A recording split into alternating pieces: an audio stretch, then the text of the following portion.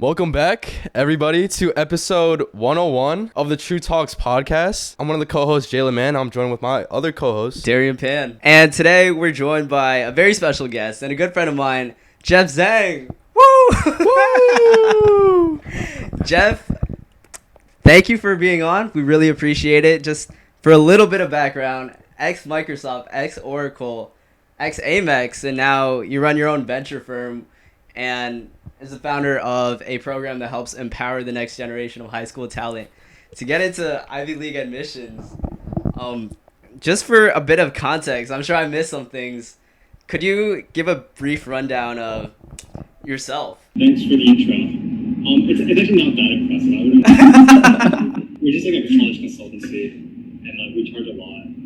But yeah, I don't know. What else to say? I live in New York City. I'm from Brooklyn. Yeah, I went to Cornell for computer science. I interned at a few places. Left tech in 2021, and I just kind of started building companies, just doing cool projects. And I kind of made a lot of mistakes, but I kind of learned from them, and now we're doing pretty well. So yeah, a lot to share, and super excited to. That's amazing, man. Well, I think you're being very humble. And when I actually think about starting a whole college consulting program, I think there's one of two sides. Either you didn't really like school growing up, so you don't want other people to go through the whole college consulting process and getting into the stress of schools, or you secretly just excelled in school. Would you say you fit in any one of those categories, or? No, I'm never really good at school. I always had really bad grades. But I think I was always kind of good at finessing. I think that's something that I was really good at. Even to Cornell, I didn't have the best grades going in, but I kind of got really lucky, and I knew what schools liked. And I was really good at kind of manufacturing my recommendation letters. I don't know if manufacturing is the right word, but I knew what to give teachers so that they could write the best recommendation letters for me, and I was always kind of naturally good at storytelling. I think for me, I'm just very lucky. I think I think that's something I don't take for granted, is just how lucky I am to go to Cornell, to go to Microsoft, to even go to Oracle. So I think I'm just very blessed. It's easy for me to want to give back and help students. I kind of started it. I don't think I really did it for the money in the beginning. I actually did it for free for a while. But then we built a track record, and then we started charging, and then I realized how much you can make in this space. So then we started charging a lot more now. But I'm still I'm still figuring it out. We're still super, super early. That's amazing, man. You mentioned the sort of problems starting out and how it was a bit of a cold start. Curious in those early days what those issues that you faced were. Starting entrepreneurship, or starting Pegasus, what I'm building now? Yeah, I guess Pegasus is kind of an entrepreneurial pursuit, so in a sense both. Yeah, I can just talk about how I found out about entrepreneurship and what happened, because it took a while for me to get to where I am. I first discovered entrepreneurship when I was at Cornell. I think I took an entrepreneurship class. My first job out of college was Oracle, and then after a year I kind of left it and I started doing my own thing.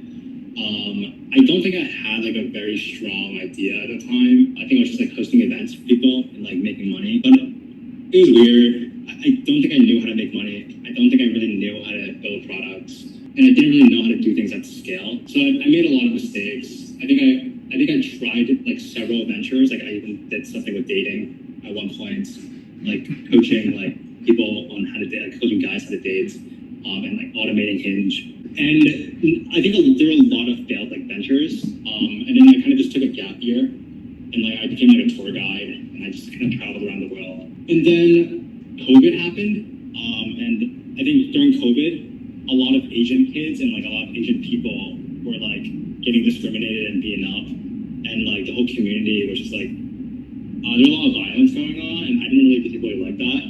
And it kind of just reminded me of like how in school, like a lot of like some of the smartest Asian kids, like they were just really smart, but like they didn't know how to speak up for themselves or influence people. And I think in like when I think about like the most like influential people at like Microsoft or these like top companies, they were always people who like knew how to advocate for themselves and knew how to speak up for themselves. And I felt like for me, when I felt most confident in myself was like when I built something like legit, like when I built a product and I shipped it.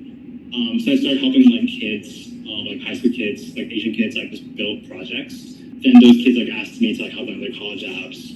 So it was like one step after another, and then and now this is where we are now. Yeah. Dude, I love the journey, man. You know, there's so many like different like routes that you took to get to where you are right now.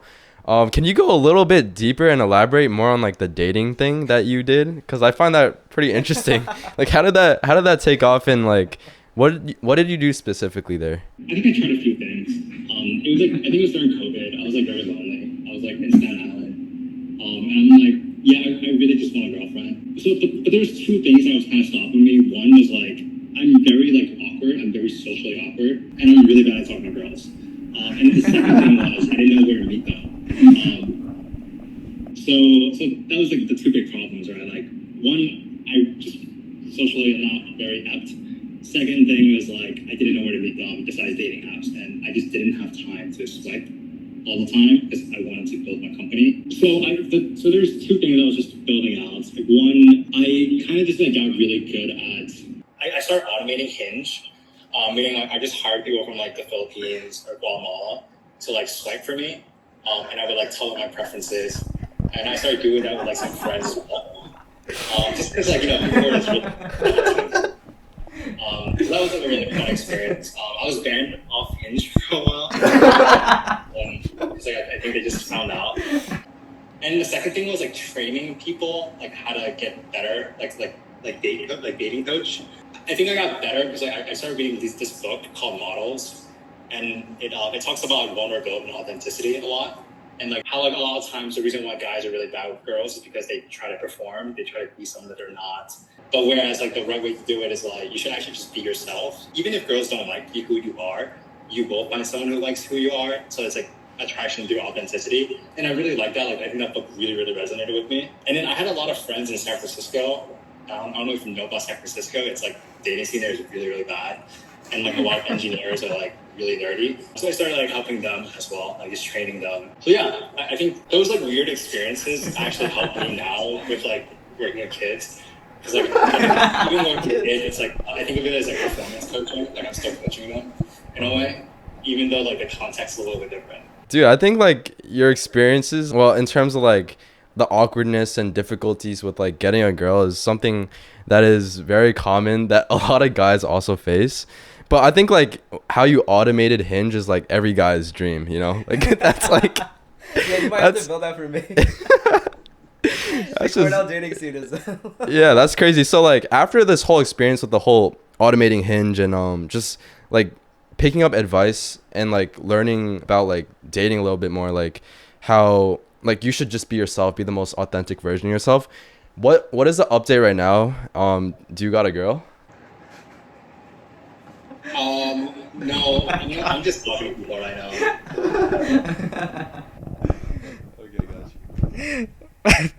Bro, that's crazy. I love how like it started off as, I mean, it is being an entrepreneur from the start. You find an inefficiency in the market, that being the SF dating scene, and now that's transitioned into something that is more tangible in the sense that you're starting a business out of it. But since you're working with a lot of different students, and you yourself has been in the boat of like navigating the process effectively, what do you think is a part of the college admission process that most people miss? You mean like starting a college consultancy or like just college? Like college admissions in general. What do people miss? What do you mean? Like in the perspective of like students. It's like, let's say like there's a student, like what are some of the things that they miss when they're applying for colleges? It's the same with dating. I think authenticity, it extends to like everything. I think a lot of kids, and I'm sure you guys know, I think a lot of kids, they just perform too much, you know, like I think in a situation of dating, it's like if you see a girl you like, you try to be someone you're not so that they like you, and you're never like truly yourself, and maybe you don't tell the joke because you're afraid they may not like you, or you don't say the things because you're afraid they might not like you. And I think it's very similar with college admission as well. A lot of high school kids, they're very like performative. They think that they need to present themselves in a certain way. They need to be very smart. They think they need to be extra clever, extra metaphorical, like be very metaphorical, be very poetic in their writing. Whereas like I think the things you should actually do is just kind of be yourself and like give college the chance to see who you are. I think authenticity and vulnerability. I think ultimately it's a relationship game. I think life is a relationship game. And I think a lot of high school kids just don't understand that. I think they still try a little too hard to get into these type of schools. So I think that's probably the biggest thing that I think is missing. For sure. Sometimes like the simplest advice is right in front of ourselves, but we don't realize it. We think that there's a specific one like mold that college is looking for. But definitely agree to your point. Like Yeah, I think self-expression is really important, right? I think a lot of times, like I was just on a call with this high school kid. He's like telling me like, oh, what do you think colleges would want to see in my essay? It's like the same as asking, oh, what is this girl like, so I can be that person. Whereas like, I think ultimately you kind of just have to be yourself and like express yourself. And if the girl doesn't like you, then it's fine, right? But like you will find someone who likes you for who you are. And I think similar with college, like you can present the best version of yourself, and like the right college will find you. Do you think that also relates to like work life and like, you know, like let's say like you're applying to a job at Google? Do you think the same thing applies there? It depends. Like obviously you can't like obviously there's context to it, right? Like you can't 100% be yourself, but you can share versions of yourself that you want to show. I think similar with Google, I think it depends. I think it all kind of depends. But yeah, I think ultimately life is relationship based. Even like your interviews, like I think the reason why I got into Microsoft wasn't because I was smarter than anyone else. I'm actually very dumb. I'm like below average right now. But I think the reason why I got into Microsoft is because my interviewers liked me. Like I was very honest actually. Like during the interview, like I didn't know how to solve a problem, and I made it more collaborative. I'm like, how would you solve it? You know, like show me what you would do. Am I doing something wrong? Like I was just a very likable person, but I was also very honest about what was going on. But like there's the opposite of that, where like someone maybe like they try too hard to be smart, and maybe they're choking because you know like something is not going right, and they're trying too hard to be perfect. You know, and like they're super tense. You know, like that's the opposite of like what I'm kind of talking about. If that makes sense. yeah, man. I definitely see that point. But when I think about a lot of parents out there, they kind of just want the Harvard. So did you ever experience pushback from those parents that don't care about this identities / fit / values prop that Pegasus is putting out? I think that is the way you get into Harvard. So it's weird. It's like, I think we're all kind of on the same mission. I think a lot of it also storytelling. Like,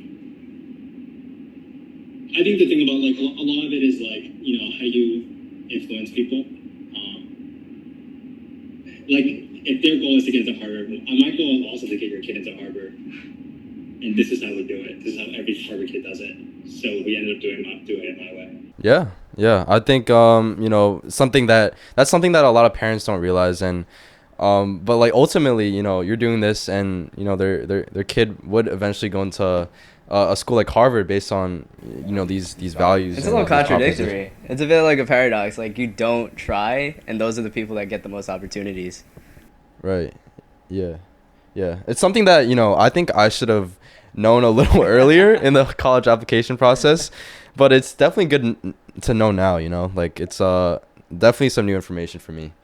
Yeah, I mean, to be fair, I'm not saying don't try. I just mean like try to be yourself, like the best version of yourself. But don't try to be another version that you think other people will like and accept.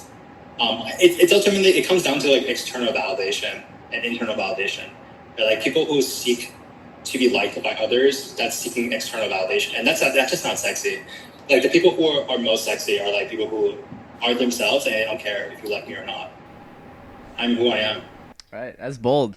That's powerful, man. Yeah. That kind of reminds me of when I was looking through your profile, I saw your LinkedIn bio, and I was blown away. I was like, I actually have it pulled up right here.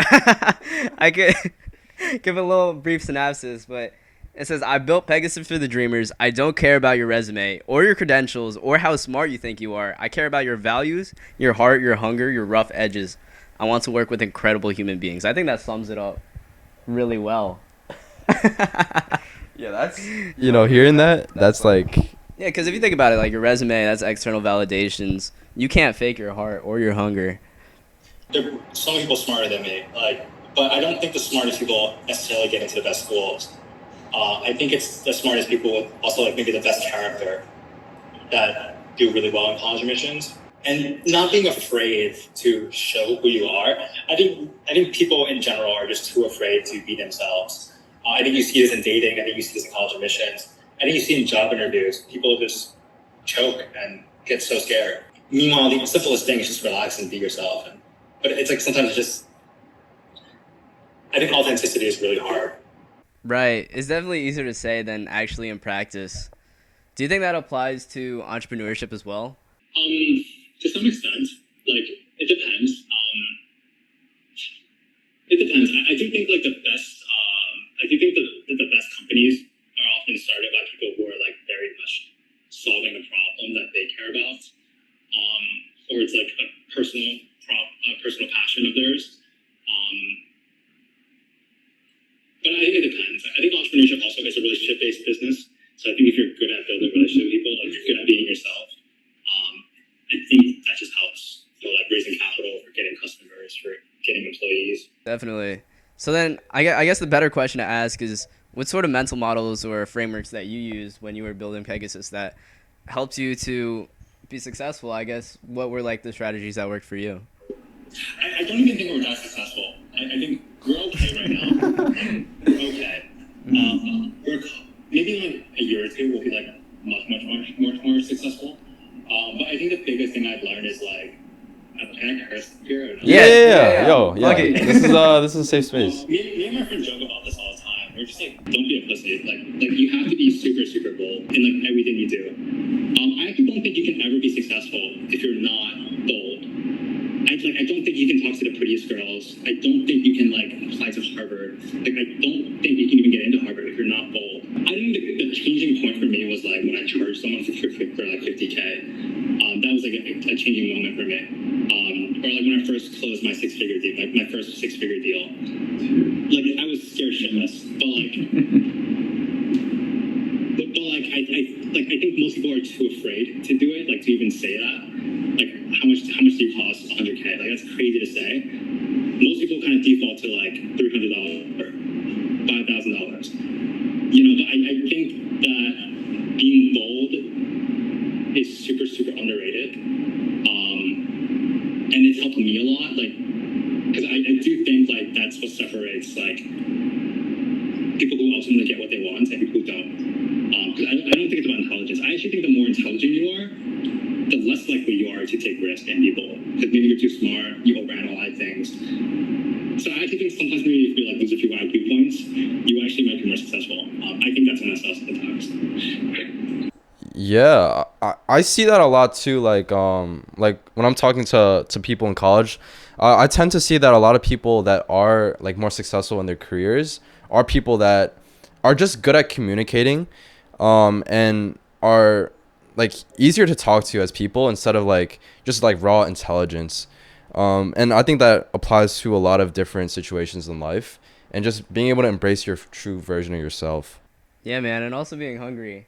I feel like it's almost contradictory. When you have nothing left to lose, you just are willing to take more risks, and that carries them inadvertently further. But I guess, yeah. But when there's a lot of pressure to be exceptional, how do you tell someone to take risks, to be bold, to be real? Say it's a student or a parent, or you're talking to raise for your own company. I think I think the pressure is more to fit in. I think when you're at like a top school like Cornell or Harvard or these like elite institutions, the top schools like the pressure is to fit in and do what everyone else is doing. I think the bold thing to do would be like to drop out and like do your own thing. I think yeah. I think I'm not really sure how pressure and the pressure to be exceptional is correlated to being bold.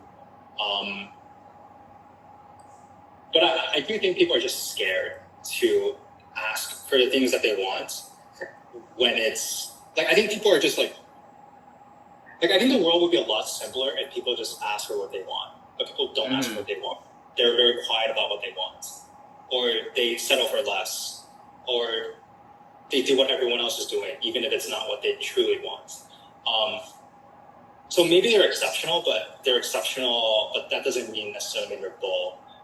I think the people who, I think sometimes people are bold, like once in a while, like maybe they'll ask for like 50K and like try to sell something for 50K, but then they'll get rejected. Or maybe they will talk to the pretty girl, but then they get rejected. And it's like, they don't do it because they're smart.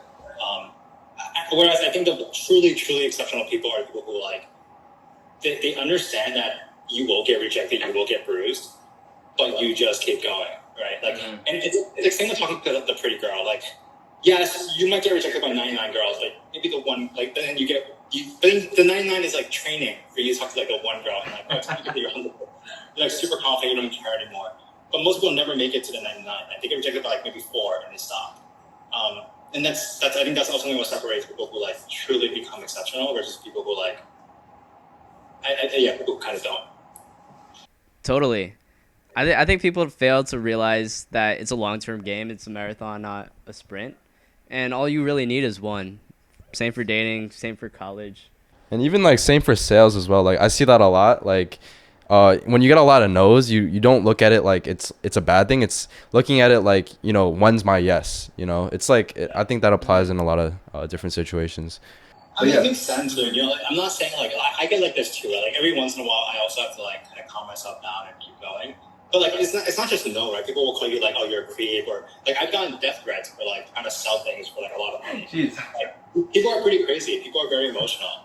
Like like girls will say, oh, you're a creep, like get out of here. Like the word, like honestly, they say no, it's fine, right? But it's more like people are very reactional, and I think a lot of times people get very offended. Like people take things very, very personally. But I think you understand that it's not that big of a deal. You just move on and you keep closing, Yeah, man. Of course, yeah, bro. We're gonna go into our next segment, which is I'll introduce it. So it's quite an interesting segment. It's called Child or Philosopher.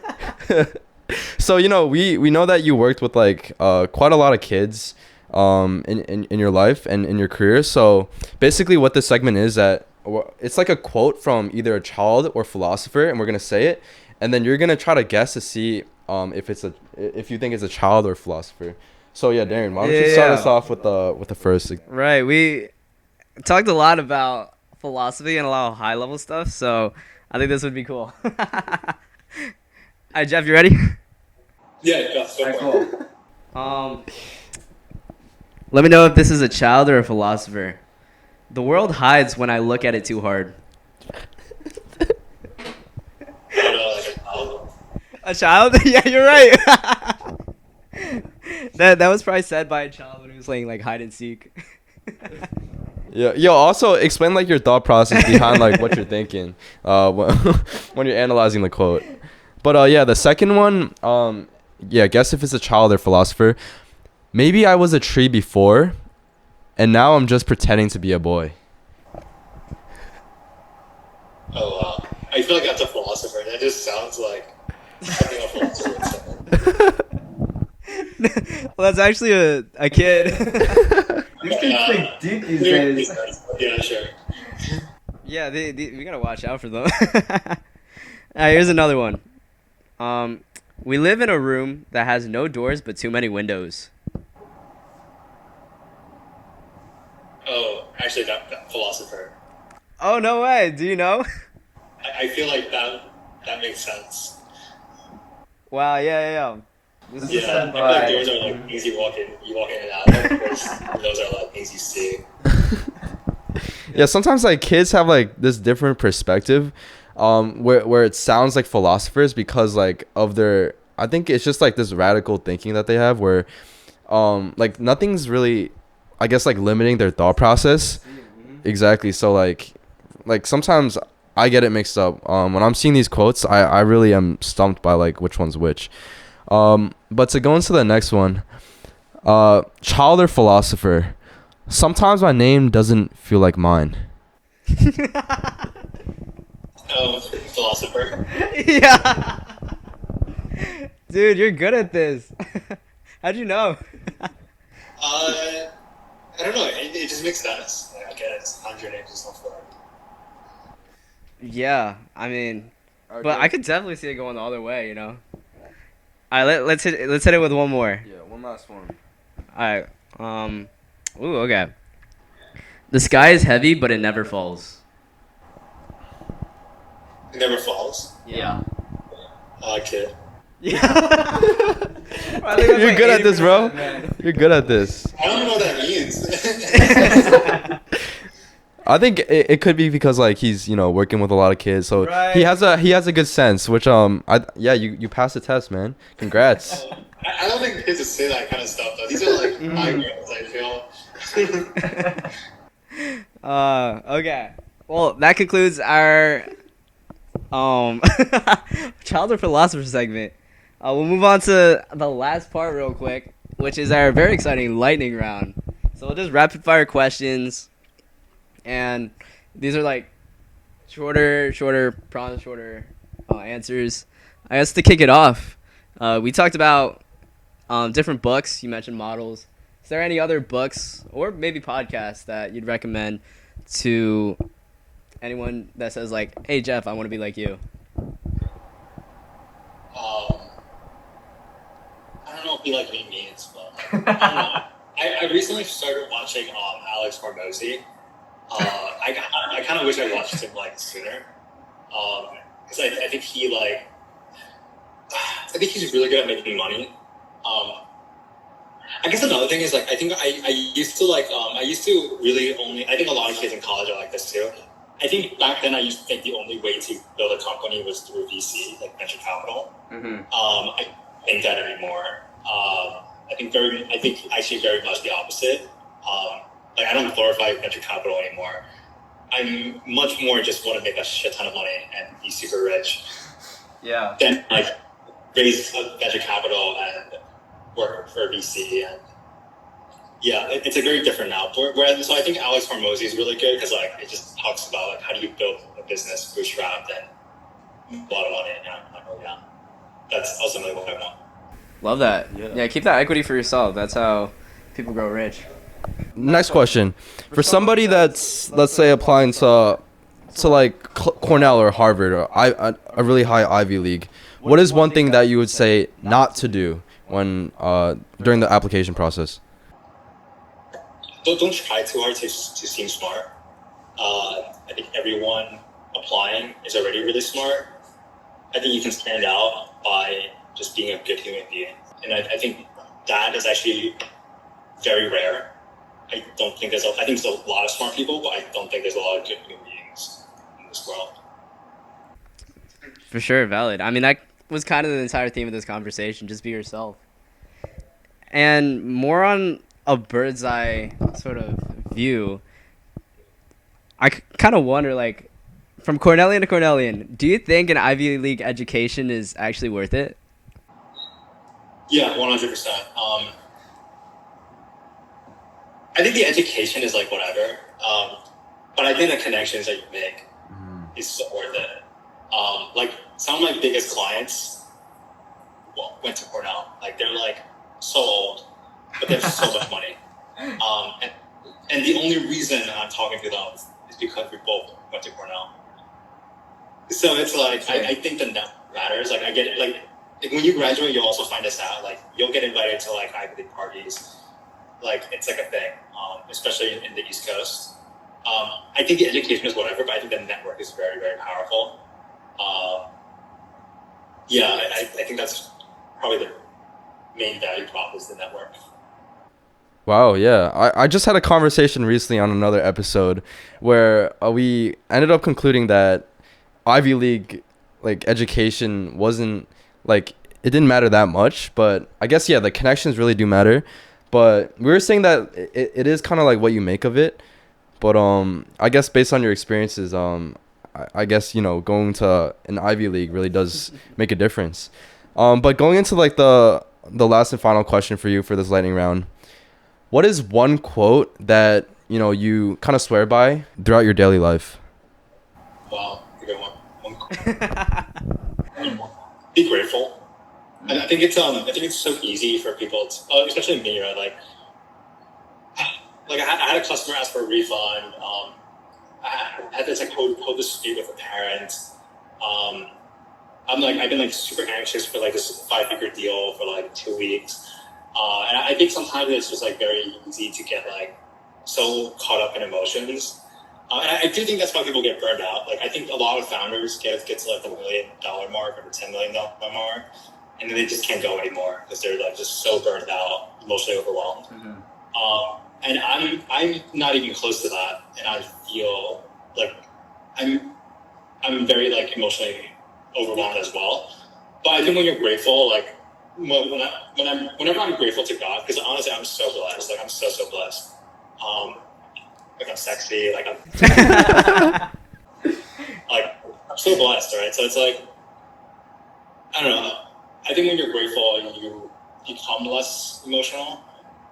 You just the little things don't bother you as much.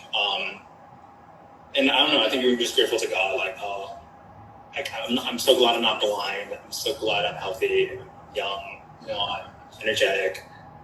Like I have this business going for me. Like I'm so blessed.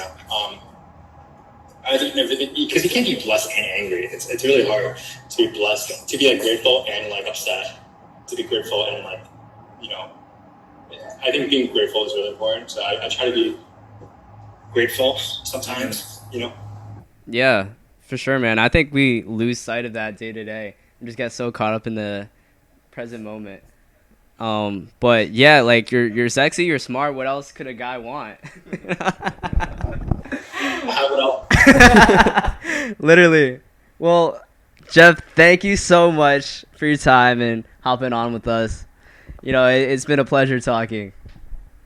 Yeah. I really appreciate all the value that you brought to the pod, and all your insight and just like all these different topics when it comes to career wise, education, college applications. Where can all our listeners find you online? LinkedIn. LinkedIn is probably best. Thank you for hopping on. That concludes our episode 101. And yeah. Catch you on the next one. Peace out. Bye-bye.